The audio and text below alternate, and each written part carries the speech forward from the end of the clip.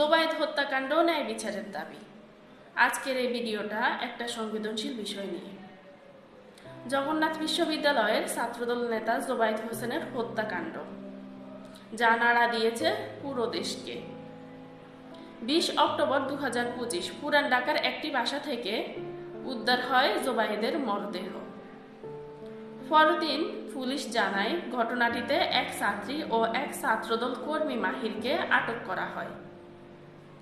22 তারিখে 3 জনের বিরুদ্ধে মামলা হয়। আর 23 অক্টোবর জবি ক্যাম্পাসে শুরু হয় বিক্ষোভ। তদন্তে জানা গেছে ঘটনাটি ঘটেছিল পরিকল্পিত ব্যক্তিগত সম্পর্ক ও রাজনৈতিক দ্বন্দ্ব দুইয়ের মিশেলে তৈরি হয়েছিল এই পরিণতি। ফরেনসিক ও মোবাইল ট্র্যাকিংয়ে বেরিয়ে আসছে নতুন তথ্য।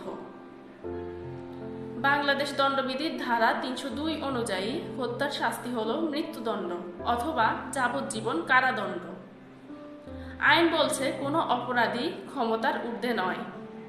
জগন্নাথ বিশ্ববিদ্যালয়ের শিক্ষার্থীরা বলছে, আমরা জোবায়েদের বিচার চাই। সারা দেশে ছড়িয়ে পড়েছে।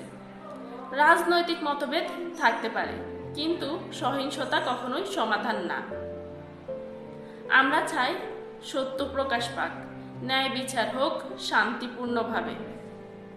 আপনি যদি বিশ্বাস করেন ন্যায় বিচার প্রত্যেক নাগরিকের অধিকার, তাহলে এই ভিডিওটা শেয়ার করুন। আমি Sumi Akter, law help BD legal and form service থেকে। আইন জানুন, অন্যায় রুখুন। ধন্যবাদ।